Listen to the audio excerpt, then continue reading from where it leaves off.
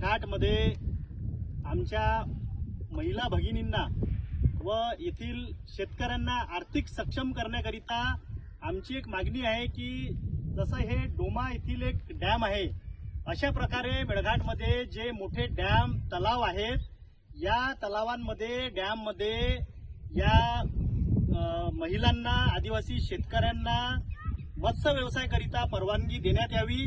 त्याकरिता यांना आर्थिक सक्षम करण्याकरिता काही शासनाशी संलग्नित ज्या NGO काम करतात यांच्या माध्यमातून यांना प्रशिक्षण देण्यात यावे आणि त्यांना काही आर्थिक मदत करून मत्स्य व्यवसाय चांगल्या प्रकारे कसा उत्पादन होईल याकरिता शासनाने पुढाकार घ्यावा, एवढी एक आमची सरकारला विनंती आहे।